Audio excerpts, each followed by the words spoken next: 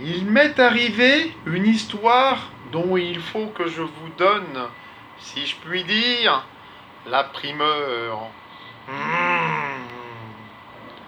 C'était il y a quelque temps, au bal de la nuit Saint-Georges, que j'ai rencontré la petite Julienasse, fille drôlement gigondasse, un sacré beau meursault, bien charpenté, et sous sa robe vermillon, un grand cru classé, avec des arômes de cassis et de fraises des bois. On a dansé Anjou contre Anjou sur un sylvaner à la mode.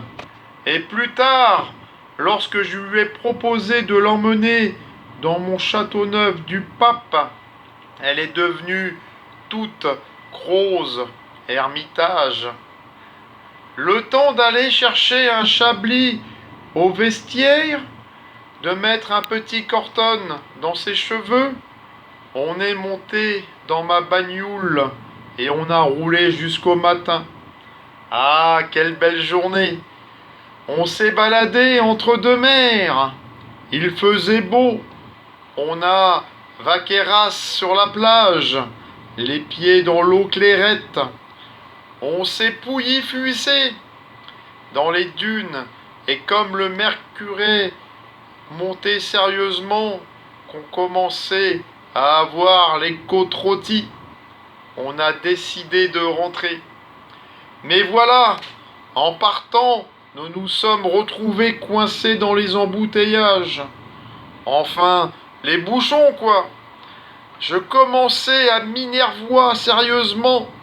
Et là, Julienas et moi, nous avons commencé à nous crêper le chinon. D'un seul coup, elle a claqué la corbière de la bagnoule et elle est partie. Je me suis retrouvé comme Macon. Quoi? Me suis-je dit. Elle sait déjà Sauvignon avant même que j'aie eu le temps de la sauterne. Mais je vous jure en son, je l'avais dans la pauillac. En effet, j'étais tellement toqué que je lui ai couru après dans la lande et les chardonnays pour la rattraper.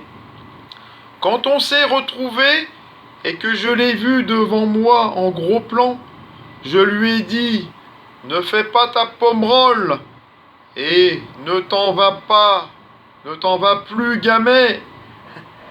En pleurant, elle est tombée dans mes bras en m'adirant « Ne m'en veux pas, je voulais être sûr que ton saint amour était vraiment sincère. Depuis, on ne s'est plus quitté. Les amis, bonne journée.